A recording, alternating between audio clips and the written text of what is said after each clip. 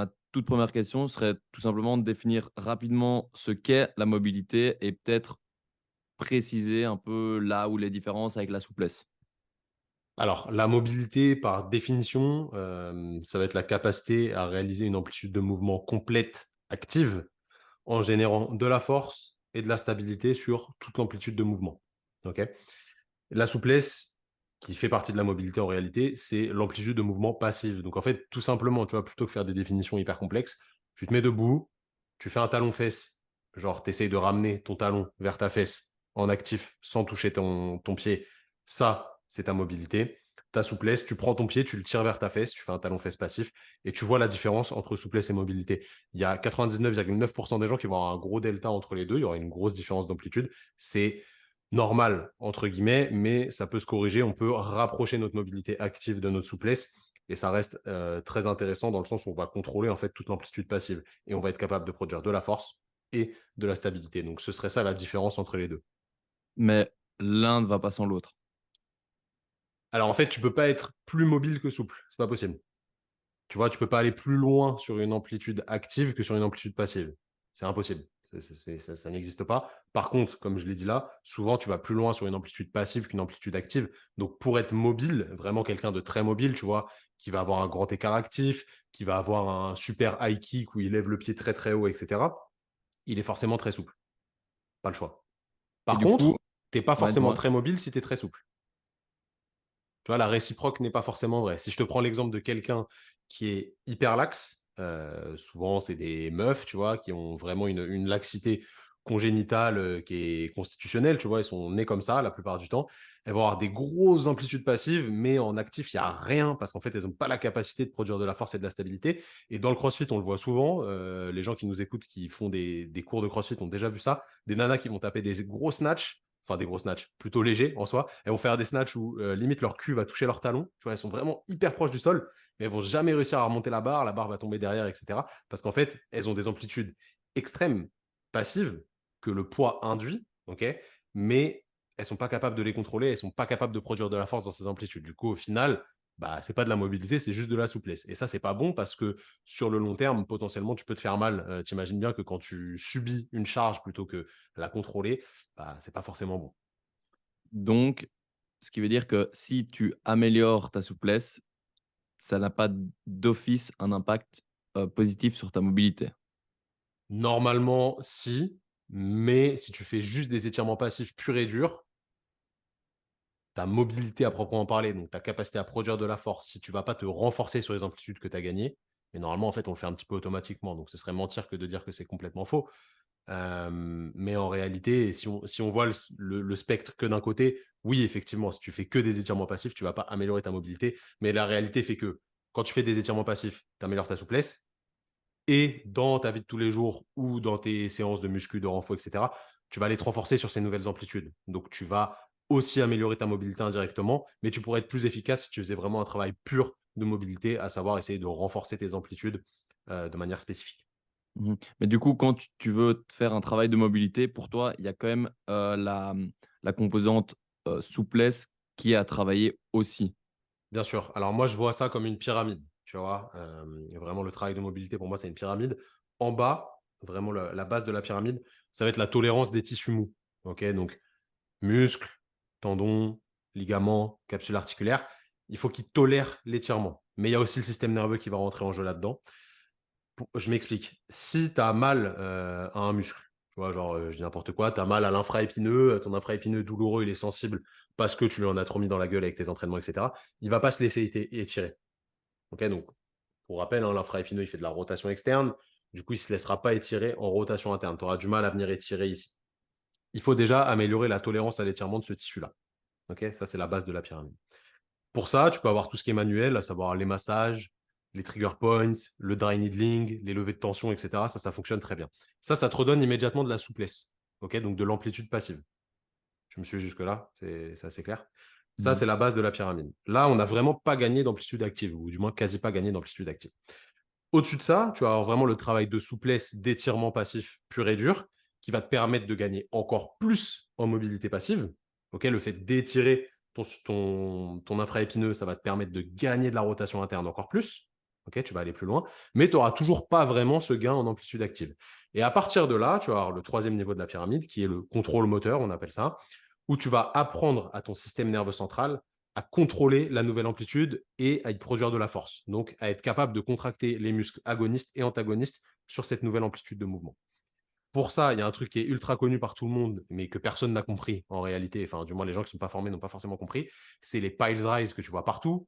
Ok, donc ça, c'est tiré du système FRC. En réalité, c'est juste on appelle ça un crack en français, contracté relâché après contraction des agonistes. Eux, ils ont mis un mot stylé dessus. On va pas rentrer dans l'acronyme parce qu'on s'en fout pour la plupart des gens qui écoutent. En réalité, c'est voilà, c'est angle fermé, angle ouvert, on va dire ça comme ça. Bref, eux, en fait, l'idée, c'est de faire de l'isométrie sur cette fin d'amplitude pour apprendre à ton système nerveux à connaître la nouvelle position articulaire et à la contrôler, à être capable d'y produire de la force. Pourquoi? Parce qu'en réalité, l'isométrie, c'est le mode de contraction musculaire qui informe le plus le cerveau sur la position articulaire. Okay, c'est mieux que le concentrique, c'est mieux que l'excentrique pour la compréhension de la position articulaire. Okay, donc ça, c'est le troisième niveau, contrôle moteur. Et une fois que tu as maîtrisé ce contrôle moteur, et on n'oublie pas le début de la pyramide, à savoir que tes tissus mous sont tolérants à l'étirement, que tu as gagné en souplesse, et on revient sur notre troisième niveau, que tu as gagné en contrôle moteur, donc en capacité de production de force sur cette nouvelle amplitude, et bah, tu vas commencer à te renforcer sur cette amplitude-là, donc à rajouter de la charge, à rajouter de la contraction pour devenir plus fort à proprement parler sur cette nouvelle amplitude. Et là, tu es en haut de la pyramide, et après, tu vas le transférer dans ton sport, dans ta pratique, dans ta vie de tous les jours, etc. Donc, c'est vraiment, en fait, certains niveaux, et on est en fait, on ne commence pas forcément au niveau du bas, tu vois, ça va vraiment dépendre de tes capacités au jour le jour. Quelqu'un, si je reprends mon exemple de la nana qui est hyper souple au CrossFit, mais qui a très peu de mobilité active, elle n'a pas besoin de passer par la phase de tolérance des tissus mous, elle n'a pas besoin de passer par la phase d'étirement parce qu'elle est déjà très souple. Elle, il faut qu'elle améliore son contrôle moteur d'abord et qu'elle se renforce. Si tu prends un mec qui est raide comme un piquet et qui en plus a mal dès qu'on l'étire, lui, il va falloir partir du bas de la pyramide.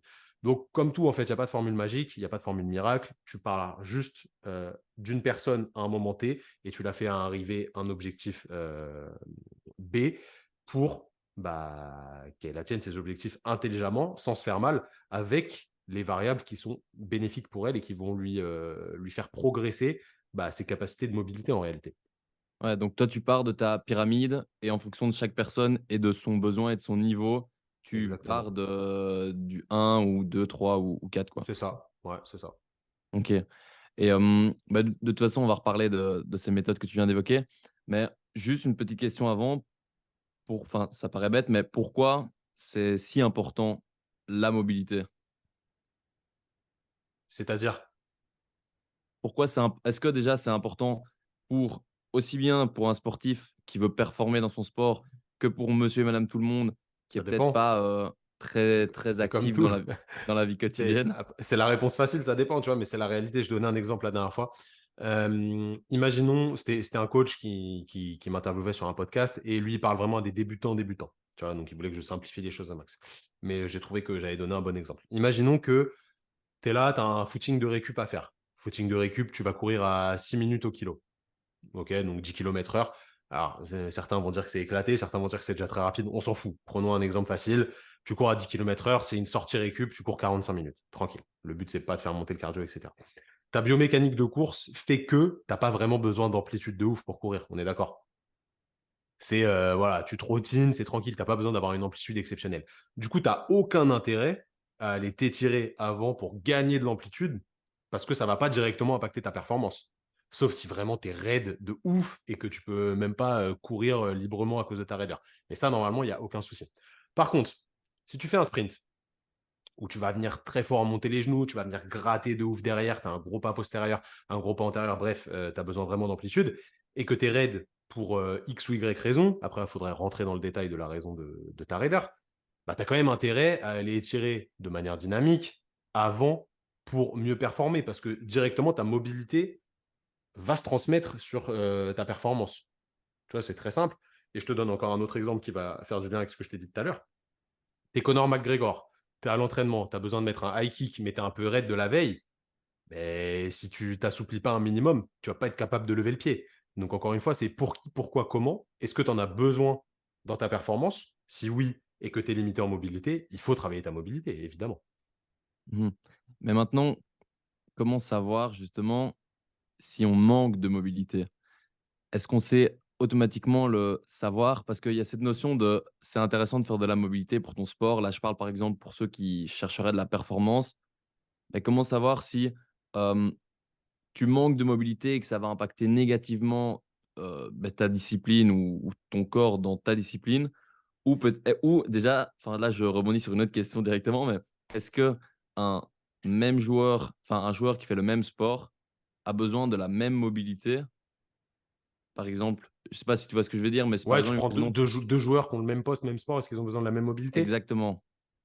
Bah, ça dépend du sport, mais potentiellement oui. Potentiellement oui. Après, ça Exa dépend de leurs préférences, dans la façon dont ils bougent, etc. Tu vois, tu prends deux judokas, s'il y en a un qui déteste les mouvements d'épaule, où tu viens ici charger, bah, il a peut-être pas intérêt à être très mobile ici, même si d'un point de vue santé, si on dézoome, tu vois, qu'on voit d'un point de vue santé général, il faudrait être mobile pour pouvoir faire tout ce qu'on veut, etc., être prêt à tout. Ça, ok, je l'entends. Mais au bout d'un moment, c'est juste pas possible, tu vois. Tu peux pas passer 4 heures par jour à faire de la mobilité, c'est pas possible. Du coup, il faut doser, en fait. Encore une fois, pour qui, pourquoi, comment. Et comment savoir, je reprends ta question de base, comment savoir si tu as besoin de travailler ta mobilité ou pas?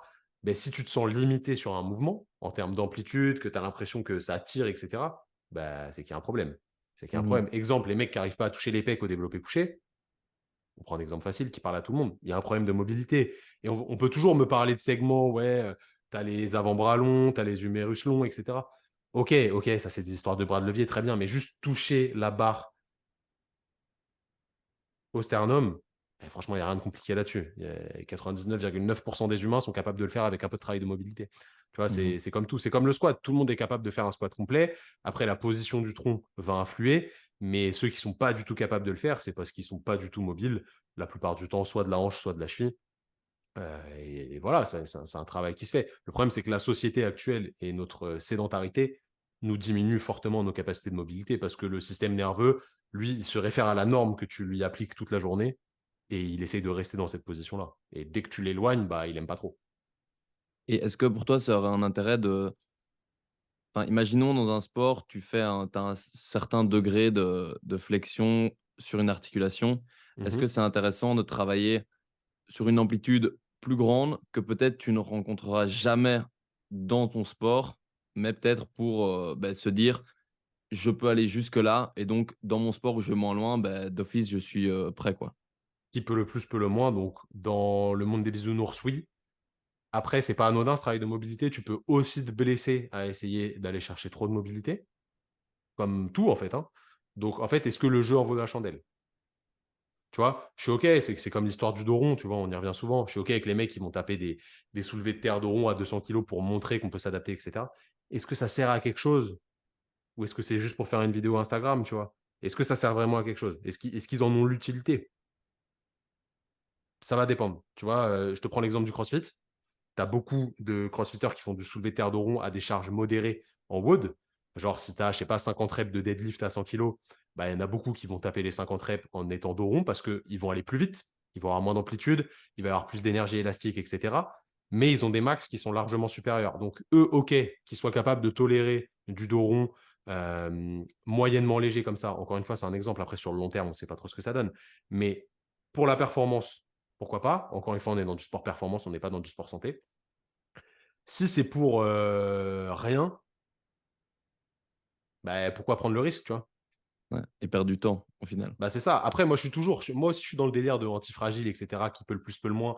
Là, tu vois, je suis en train de bosser mon grand écart. J'ai aucun intérêt à avoir le grand écart. Je me dis juste que ça montre quand même que ma hanche sera résiliente sur une amplitude énorme. En vrai, si je dézoome un petit peu et que je me vois de l'extérieur, franchement, j'ai envie de me dire, mec, ça sert à rien ce que tu fais, tu vois. Parce que dans ton sport, ça va jamais se transférer. Un petit peu, mais très, très légèrement, et tu vas jamais te retrouver dans une position de grand écart pour l'instant. Donc, Mmh. pourquoi perdre autant de temps? Parce que ça me prend beaucoup de temps à travailler là-dessus. C'est un objectif perso, mais c'est pas quelque chose que je conseillerais à quelqu'un d'autre d'un point de vue prévention des blessures, parce que je vois que c'est là où tu veux aller, tu vois. Mmh. Ouais. Mais et du coup, quand on travaille, la mobilité, tu trouves ça intéressant de travailler à chaque fois tout le corps ou juste les parties où tu aurais justement un manque de mobilité? Alors, pour moi, juste les parties où tu as un manque de mobilité, parce que, encore une fois, tu vois, tu peux pas t'entraîner 4 heures non plus. Et en fait, ça prend du temps. Ça prend du temps. Juste, je sais pas si tu as un déficit de rotation interne de hanche. Là, pour gagner en rotation interne de hanche, il va falloir faire plusieurs exercices, il va falloir faire intelligemment et ça peut prendre facile 15, 20, 30 minutes par hanche, une vraie séance efficace. Donc, tu peux pas tout faire. Tu peux pas tout faire. Et souvent, si tu as un déficit de rotation interne de hanche, par exemple, tu seras très, très bien en rotation externe.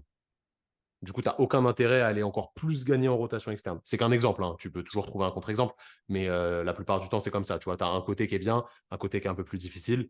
Donc, en vrai, tu n'es pas obligé de tout faire juste pour tout faire. Il faut essayer de trouver ta problématique spécifique, celle qui impacte le plus ta performance et jouer dessus. Donc, en vrai, ça dépend. Ça dépend des gens. Je reprends l'exemple du squat. Si quelqu'un n'arrive pas à squatter profond, tu vas aller l'analyser. Si jamais il a un déficit de flexion de hanche, un déficit de flexion de cheville, un déficit de rotation interne de hanche, bah, il va peut-être falloir prioriser lequel des trois impacte plus sa mobilité. Et tu vas prendre le premier, tu vas essayer de le gommer, puis le deuxième, tu vas le gommer, et le troisième, tu le gommeras après. Tu Ouais, donc en fait, ce qui est intéressant, c'est que tu dis que si par exemple, tu as peut-être un déficit en rotation interne de hanche, en rotation externe, tu as pas ce déficit-là, ben, ça sert à rien de faire de la mobilité hanche complète, vois. Mm. mais plutôt de focus que sur la Bien sûr, rotation interne. bien sûr. OK. Et maintenant, quand tu placerais, ta mobilité, est-ce que tu privilégies les séances uniquement mobilité, où tu fais que ça? Ou est-ce que tu les mets avant la séance, par exemple, de ton sport, après, heu Ça va dépendre de ton temps, de ton organisation, de ce que tu préfères. Si, encore une fois, on est dans le monde des bisounours et que tu as le temps de t'entraîner de ouf, ce qui est mon cas, tu vois, je prends mon cas perso, je vais faire une séance de mobilité dédiée. Et je vais me mobiliser vite fait avant l'entraînement spécifique, tu vois, pour être prêt, pour s'échauffer, pour lubrifier les articulations, monter en température, etc. Bref, tous les bienfaits de l'échauffement. Mais si je veux vraiment gagner en amplitude de manière précise, je vais faire une séance dédiée à la mobilité. Par contre, si tu n'as pas le temps, moi, je te conseille de le faire avant l'entraînement. Comme ça, tu as les bénéfices directs après. et du coup, si tu le fais avant l'entraînement, c'est ce que tu placerais en premier lieu dans ton échauffement? Alors, d'un point de vue plus global, moi, je vais mettre un petit peu de cardio en premier, histoire de faire monter la température interne, de commencer à activer le système nerveux, etc. Donc, 5-10 minutes de cardio basse intensité, et après, mobilité, et puis après, monter en gamme. OK. Et on a parlé, enfin, tu as parlé tout à l'heure du FRC. Est-ce que tu pourrais expliquer, ce que c'est? Dans quel but? Quel type d'articulation? Comment le faire un peu de manière globale? Alors, FRC, c'est Functional Range Conditioning. C'est une formation qui a été créée par le docteur André Ospina, ok, qui est un physio. Enfin, il est même pas physio, il est chiro à la base. Bref, on s'en fout. Canadien. Il est canadien, ok. C'est vraiment quelqu'un qui se décrit comme un spécialiste du mouvement. C'est quelqu'un qui bouge très bien. Je pense que de base, il bougeait déjà très bien, mais aujourd'hui, il a une mobilité qui est exceptionnelle. Et il a créé vraiment tout un algorithme de réflexion autour de l'évaluation du corps humain. Donc, il n'y a pas que FRC en réalité, il y a d'autres formations aussi.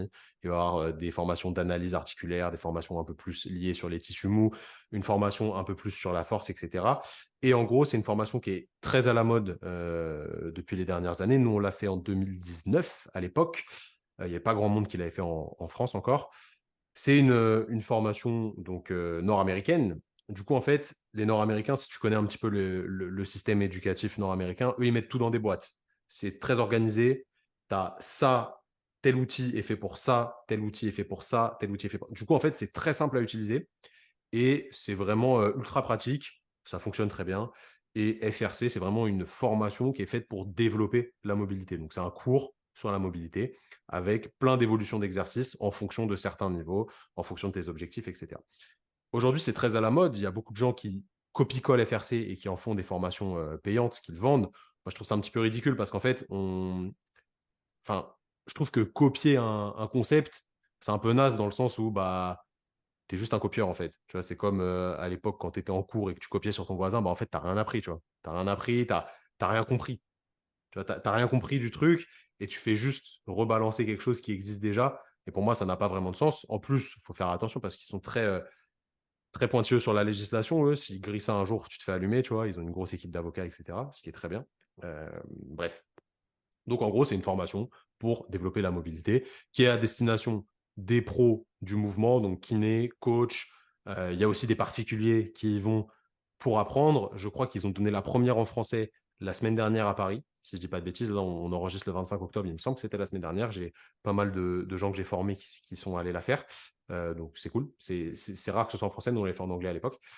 Voilà. En fait, c'est une formation où il y a des concepts mis dans des boîtes et du coup, c'est facilement utilisable. Tu as les pipes rides, tu as les overs, tu as les lift-off. Bref, tu as plein de trucs différents. Et en fait, le fait de mettre des noms sur des techniques permet de les utiliser facilement. Parce que Ouais, ça, donc en aujourd'hui, fait, tu en vois partout sur Instagram, quoi. c'est un gros concept de mobilité qui va Mhm. t'expliquer tous les sous-catégories de mobilité que tu peux faire et C'est dans quel ça. but. C'est ça. En gros, le but, c'est de gagner de la mobilité en renforçant ton système progressivement à aller chercher de l'amplitude, etc. Ils disent qu'ils se basent sur la science. Je ne vais pas vous mentir, je vous spoil. Il y a 10 références scientifiques sur un cours de 2 jours, donc c'est ridicule. Euh, voilà. Par contre, en pratique, ça marche très bien. Ouais, En pratique, bah, ça marche très bien. C'est très simple à utiliser. Puis voilà, c'est carré. Après, ça repose sur des concepts qui, pour moi, sont ultra logiques. J'ai pas forcément besoin de références scientifiques pour me dire, OK, effectivement, ça marche bien. Sur le terrain, ça fonctionne. Tant mieux, tu vois. Après, voilà, ils survendent un peu le truc en disant c'est hyper scientifique, etc. Pas du tout. Pas du tout. ouais, bah, c'est toujours le débat. Pour moi, scientifique, c'est hyper important, mais il y a plein de choses qui sont peut-être pas encore prouvées scientifiquement, mais qui marchent sur le terrain, donc pourquoi s'en priver, quoi. Ouais, bien sûr, bien sûr. Après, là, Et, c'est différent parce qu'ils te vendent le truc en étant ultra scientifique, tu vois, avec ah des oui, références, et en vrai, il n'y a pas de référence. ouais, ça c'est clair que c'est différent. C'est un peu différent. Et justement, le Pale and Rail, c'est quelque chose qu'on voit de plus en plus sur les réseaux. Est-ce que tu pourrais un peu expliquer en quoi ça consiste, euh, comment le faire et aussi dans quel but? Parce que c'est surtout ça qui est important, c'est savoir pourquoi on fait les choses.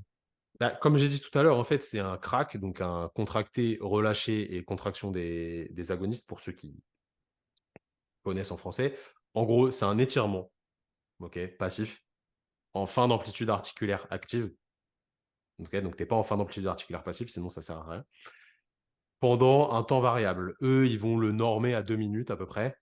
Parce que la plupart des gens, au bout de 2 minutes, tu as bien épuisé le réflexe d'étirement, etc. Et tu as commencé à déformer ton tissu. Après, ça va dépendre de chacun. Des fois, tu peux faire 1 minute, des fois, tu peux faire 3 minutes. Ça dépend vraiment des gens.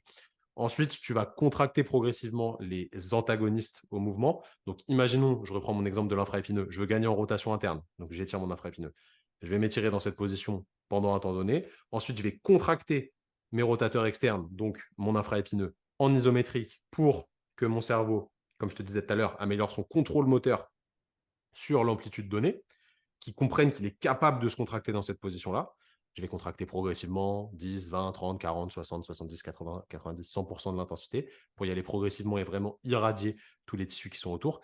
Et ensuite, je vais contracter mes agonistes au mouvement, donc les rotateurs internes, pour gagner de la rotation interne et que mon cerveau apprenne aussi à envoyer de l'influx nerveux sur les agonistes, donc ceux qui créent le mouvement en rotation interne. Et là, tu vas commencer à gagner de l'amplitude active. Donc, tu auras étiré en fin d'amplitude active pour gagner, enfin plutôt pour informer ton cerveau sur la position articulaire et déformer un petit peu les tissus.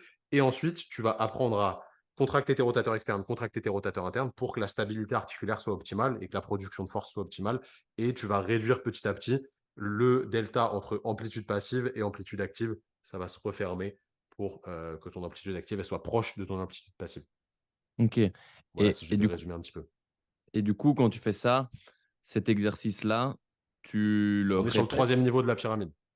Ouais, mais tu le répéterais, par exemple, Tu peux, en tu gain peux. de rotation interne, donc tu restes Ouais, en tu peux. ISO, puis tu contractes. Donc ça, tu le fais sur plusieurs Moi, je répétitions. vais maximum faire 2 cycles. Parce qu'au-dessus, le Ok. système nerveux, il est cramé. Quand tu montes très haut en ISO, c'est très fatigant. Donc 2 cycles max. Après, c'est que mon avis, hein. Il y a des gens qui vont faire 3, 4 cycles. Ça dépend. Après, c'est chiant. Encore une fois, c'est long. Tu vas pas passer des heures non plus à te mobiliser. Si tu prends un vrai cycle complet, ça dure 4 minutes, tu vois, quasi. Donc c'est long. Ouais. Et est-ce que ce type d'exercice, tu le mettrais aussi avant un entraînement? Bien sûr. Bien Ok. sûr. Ça va pas impacter négativement Non. Ouais, ton entraînement. si tu vas pas comme un porc, c'est bon. Ok. Et le Pale and Rail, tu le ferais sur toutes les articulations ou Non, mais tous tu peux les types pas. Tu peux d'articulations? pas. Tu peux pas. C'est trop long. C'est trop long. Non, mais je Déjà, veux si dire, toi. ah oui, oui, oui, mais je veux dire, pas tout en même temps. Mais je veux Non, dire, tu peux ça tout aurait un faire. intérêt de le Tu faire peux tout sur faire. Tu tout peux même type faire ta d'articulation. mâchoire. Tu peux faire ta mâchoire, tu peux faire ton cou, tu peux faire. chaque interphalangienne, tu peux tout faire. Ok. En vrai, tu sais, Et c'est donc, pas un truc genre, c'est juste qu'ils ont mis, c'est comme je disais tout à l'heure, en fait, ils ont mis un nom dessus. En vrai, en français, on appelait ça un crack, c'est beaucoup moins stylé, tu vois, mais on appelait ça comme ça avant. Euh, c'est juste une méthode d'étirement, en fait. Il y a rien de ouf, hein. mhm. Ouais, non, c'est clair. Tu peux le faire Mais partout, surtout, pour n'importe quoi. ouais, tu trouves pas ça plus efficace que d'autres méthodes de mobilité Alors, encore une fois, pour moi, c'est pas une méthode, tu vois, c'est juste un outil. Mais oui, c'est très efficace pour le troisième niveau de la pyramide. Ok. Et autre chose qu'on entend beaucoup aussi, c'est les CARS, donc les rotations euh, Mhm. articulaires contrôlées. Quelle, déjà, quelle différence avec le Pale and Rail pour ceux qui ne verraient Ça n'a pas rien du à tout ce que voir. c'est? Ça n'a rien à voir. Et Le but d'une rotation articulaire contrôlée, c'est pas de gagner de la mobilité. Tu vois, vraiment, ils te le vendent comme ça. C'est pas un gain de mobilité, c'est un entretien de la mobilité que tu as. Ok, c'est pour entretenir, réveiller tes capteurs en début de séance, etc. Mais c'est pas un truc où tu vas chercher à gagner de la mobilité. Tu vas pas forcer sur un CARS juste pour forcer dessus. Euh, Normalement, après, chacun peut le mettre à sa sauce. Encore une fois, tu peux essayer de forcer, etc. Mais eux, ils te le vendent pas comme ça. Et ça peut être aussi un outil d'évaluation pour voir là où ça coince un petit peu, qu'est-ce qui est un petit peu déficitaire. Souvent, tu vois, si on prend l'exemple de l'épaule, ça va être la rotation interne-extension où les gens ils ont souvent du mal à venir. Et quand tu fais ton quart d'épaule, bah, tu vas voir que à ce niveau-là, ça coince. Et peut-être que sur ton évaluation, bah, tu l'avais zappé. Et du coup, ton quart va permettre de le voir. Tu vois, ça va être un peu plus facile à voir. Mais c'est pas un exercice de gain de mobilité à proprement parler directement.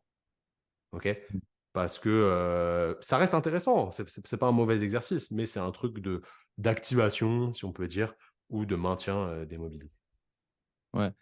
Et ouais, donc tu le ferais clairement pas dans le même but que le Pale and Rail. Pale Ah and non, rien Rail, à voir. plus Rien à voir. dans un objectif de gagner en mobilité sur des angulations précises, alors que le Exactement. CARS, c'est peut-être plus pour. Bah, Maintenir une amplitude globale. ouais. Toutes tes amplitudes, en fait, parce que tu explores tout. Et du coup, maintenant, est-ce que sur certains exercices de mobilité, le 90-90 par exemple, est-ce que c'est intéressant est-ce que le faire rapidement ou le faire de manière contrôlée, c'est tout aussi intéressant, ou c'est mieux de toujours favoriser un contrôle plus lent? C'est mieux parce que, comme je t'ai dit tout à l'heure, plus tu te rapproches d'une vitesse nulle, donc d'une isométrie, ça ne veut pas dire que l'isométrie c'est magique, hein, mais plus tu informes ton cerveau sur la position articulaire. Ouais, ok, ouais. Ouais, donc tu privilégierais en mobilité des mouvements, enfin beaucoup moins de répétitions, plus lent, plus de contrôle, plutôt que faire des mouvements très rapides. Ça dépend des phases, mais oui, pour la plupart des gens, oui. Ok. Et est-ce qu'il y a d'autres, bon, je sais que tu n'aimes pas le terme méthode, mais dans le FRC, autres qui sont tout aussi intéressantes que le Pale and Rail ou que les CARS? C'est pas les mêmes niveaux. Après, t'as les passive range hold. En gros, il faut que tu sois aidé par quelqu'un ou alors tu peux essayer de te démerder pour le faire tout seul. Imaginons là quelqu'un, tu vois, je suis en full amplitude en élévation là. Quelqu'un vient me tirer le bras un peu plus loin derrière en passif et il va lâcher, il va me demander de garder. Ça, c'est un passive range hold, c'est un niveau supérieur, tu vois, parce que tu vas sur une amplitude passive et t'essayes de contracter en actif. Donc, on est plus loin que le Pies Rise, donc c'est un niveau sup. Après, tu as les lift-off, tu as les overs. En gros, tu es en fin d'amplitude, tu fais des petits cercles, etc. Bref, il y a plein de trucs. Il y a du neural grooving. Il y a plein de trucs dont personne parle parce qu'en fait, vu qu'ils n'ont pas capté le pulse drive, déjà, pour capter le niveau du dessus, c'est trop compliqué. Du coup, souvent, c'est des gens qui ne sont pas formés à ça qu'en parlent. Mais en réalité, par exemple, tu prends le neural grooving, c'est vraiment de la fin de mobilité. Tu fais de l'excentrique quasi supramaximal. J'exagère un petit peu le trait volontairement, vous m'en voudrez pas les pros FRC. Quasi supramaximal, du coup, il faut vraiment avoir une amplitude de ouf. Il faut être capable de le contrôler. C'est très dur, ça demande beaucoup de récupération, etc. Donc voilà, c'est pas donné à tout le monde. Je te prends un exemple. En gros, un neural grooving qui serait intéressant pour, par exemple, les ischios. Tu te mets sur deux anneaux, enfin des anneaux, quoi, des anneaux de gym, et en étant stabilisé avec les bras, tu viens, ou alors sur des sliders, ça peut être pareil que sur des anneaux, tu viens faire un grand écart en fait. Tu vois, tu vas faire grand écart sur les anneaux et après tu ramènes en actif. Ça veut dire que tes ischios, ils tolèrent les excentriques à fond, puis ils sont capables de régénérer de la force en concentrique, etc. Donc tu te doutes bien que ça, c'est un niveau extrêmement avancé. Je sais pas si tout le monde a pu s'imager le truc là, mais bon, vous tapez ça sur YouTube, vous devriez trouver. Normalement, la vidéo tourne assez bien. Bref, il y a plein d'autres trucs. Encore une fois, c'est une formation parmi tant d'autres. C'est une très bonne formation, évidemment, je la conseille. Mais il faut pas voir que ce spectre-là. C'est comme si tu me disais, je sais pas, tu as lu un livre et toute ta vie, en fait, tu suis ce qu'a dit le livre et tu vois pas plus large, tu vois. En vrai, il y a tellement d'autres trucs que FRC, alors déjà, c'est pas une méthode pour soigner des gens, qu'on soit clair. C'est une méthode pour gagner de la mobilité et il y a d'autres trucs. Tu vois, Spina, il dit que les rouleaux de massage, c'est de la merde. Mais les rouleaux de massage, c'est très bien pour la base de la pyramide, en fait, pour désensibiliser le tissu mou. Après, c'est qu'est-ce que tu en fais? Est-ce qu'un rouleau de massage, ça suffit à gagner en mobilité? Non. Parce qu'en fait, tu réinformes pas ton cerveau sur la position articulaire, tu te renforces pas, etc. Mais tu désensibilises tes tissus mous. Donc c'est OK, tu vois, il n'y a pas de problème. Mais encore une fois, c'est une histoire de pourquoi tu fais les choses, pour qui, comment. Et il y a pas de recette miracle. C'est à toi de réfléchir et de justifier en fait ce que tu fais et que ça ait un sens. Tu ne le fasses pas au hasard, tu vois. Il y a des gens, nous, on reçoit des messages tous les jours. Ouais, j'ai mal à l'épaule, je fais des piles rise, est-ce que ça va me guérir? Ben non, en fait. Il n'y a rien à voir, tu vois. Aucun rapport. Aucun rapport. Mhm. Mais du coup, est-ce qu'avec des athlètes qui visent la performance, donc de haut niveau, c'est intéressant de aller vraiment jusqu'au bout de cette pyramide avec toutes ces techniques qui sont de plus en plus complexes? Ça dépend. Je suis relou avec cette phrase, tu vois, mais en vrai, ça dépend de l'objectif final et ce qu'il y en a besoin dans la performance. Un athlète de haut niveau, lui, tu veux éviter au maximum les trucs parasites qui servent à rien dans son entraînement, tu vois, qui vont pas améliorer la perf. Si directement le fait de gagner de la mobilité, d'être extrêmement fort en fin d'amplitude, etc., ça va améliorer la perf ou diminuer le risque de blessure et que tu en es sûr, ok, il n'y a pas de problème. Mhm. Ouais, Fonce toujours même. voir ce Il qui est faut y aller, tu nécessaire. vois. Ouais, Mais voilà, ça dépend pour qui, pourquoi, comment. ouais. Et maintenant, je me demandais, imaginons, tu as un manque de mobilité sur une articulation. À partir de quand tu arrêtes le travail spécifique sur cette même articulation? Ou est-ce que quoi qu'il arrive, ce sera toujours intéressant de la bosser, même une fois que tu as atteint une mobilité considérée comme suffisante? Bah, en fait, le fait que tu te renforces si à côté, tu vois, tu continues à t'entraîner, que tu vas chercher cette amplitude régulièrement, etc., tu vas l'auto-entretenir. Ok. Donc, t'as pas spécialement besoin de refaire, etc., de la mobilité, sachant que tu vas l'entretenir par ton entraînement. Après, si tu fais rien du tout, bah, c'est mort. C'est pas possible. Tu vas le perdre. Ce qu'on n'entraîne pas, on le perd. Toujours. Ouais. Donc pour toi, imaginons, tu as manque de mobilité au niveau des hanches, tu as retrouvé une mobilité correcte en faisant par exemple tout ce qui est squat complet ou travail peut-être du bas du corps, tu vas entretenir cette mobilité et tu n'as pas un intérêt spécifique à retravailler à fond ta mobilité de hanche en isolé. Non. Ok. Théoriquement, non. Après, des fois, la vie fait que tu perds et tu sais pas pourquoi, tu vois. Mais normalement, si tu t'entretiens bien, si tu vas chercher tes amplitudes, etc., ça reste. Hmm. Et est-ce que pour toi, euh, le manque de mobilité, ça peut engendrer automatiquement un frein à la performance chez un athlète de haut niveau? Est-ce que donc est-ce que c'est vraiment, est-ce que c'est vraiment primordial pour un athlète d'avoir une bonne mobilité? Et toujours pareil, ça dépend de son objectif. Tu vois, généralement, les gars qui font du triple saut, je prends toujours des exemples improbables, mais les mecs qui font du triple saut, ils n'ont pas de mobilité en flexion de cheville. Tu vois, vraiment, ils sont très raides en flexion de cheville. Et tu leur demandes de squatter cul au sol, ils vont avoir du mal à y arriver. Alors, évidemment, tu peux toujours en prendre un contre-exemple, mais la majorité, c'est comme ça. Parce qu'en fait, ils ont une grosse raideur tendineuse et ils ont besoin d'être très réactifs au sol, ils n'ont pas besoin d'aller chercher de la flexion de cheville, leurs talons ne touchent pas le sol quand ils rebondissent, etc. Donc eux, en vrai, il n'y a aucun intérêt à aller travailler leur flexion de cheville. Peut-être que d'un point de vue santé, tu te dis, bah, pour plus tard, quand ils seront vieux, etc., pour pouvoir s'accroupir tranquillement, jouer avec leurs enfants, oui, mais d'un point de vue performance, non. Mmh. Donc Mais ça du coup, dépend. dans certains cas, ça se pourrait que avoir trop de mobilité sur une articulation puisse impacter négativement ta En performance. fait, ça ne va pas impacter négativement, mais ça ne va pas te ramener forcément beaucoup de bénéfices en fonction du contexte. Mmh. Et maintenant, dans le cadre, plus d'une réathlétisation, quelle place quelle place à la mobilité, où tu la placerais? Parce que dans une réathlée, tu peux faire beaucoup de travail différent. Est-ce que la mobilité a tout aussi enfin, a une grande importance où tu la mettrais? Pour moi, c'est la base de la pyramide des qualités physiques. Être capable de bouger dans une amplitude complète, spécifique à son sport, hein, évidemment, en y produisant de la force et de la stabilité, c'est la base. Donc, pour moi, ça prime sur le reste, tu vois. Parce que sans OK. mobilité, bon, tu peux toujours développer de la force dans des amplitudes réduites. Tu vois, aller te renforcer sur des amplitudes réduites, etc. Ça peut être intéressant. Imaginons quelqu'un qui s'est fait une entorse de cheville, il a perdu grave en flexion de cheville. Il va pas arrêter de squatter parce qu'il a perdu d'amplitude en flexion de cheville. S'il a besoin de performance sur les cannes, tu vois, s'il a besoin d'avoir des cuisses fortes, etc. Tu vas adapter son squat pendant un certain temps, mais tu as tout intérêt à évidemment retrouver cette mobilité de cheville pour qu'il puisse squatter complet s'il en a besoin dans sa performance sportive. Donc, pour moi, ça reste quand même primordial. OK. Et maintenant, est-ce qu'il y a des choses qu'on n'a pas abordées, que tu trouverais intéressant d'aborder?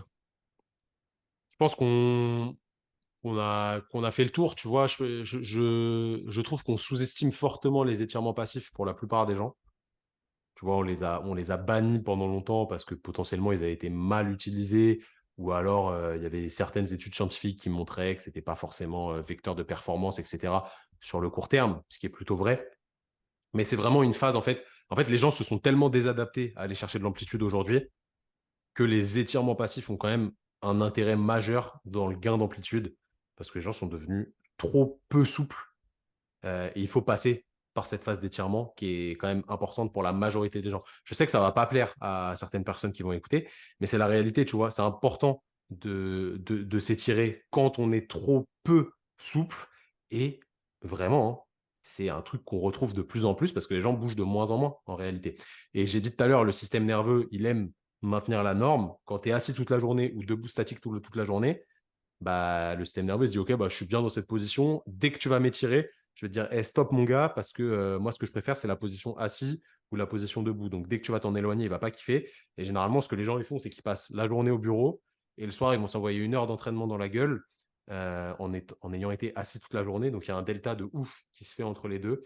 Et ça, le corps humain, il aime pas forcément, tu vois, quand il y a des gros pics comme ça. Alors, évidemment, c'est mieux que rien, gardez ça. Mais essayez quand même d'entretenir votre mobilité et votre souplesse aussi, c'est important.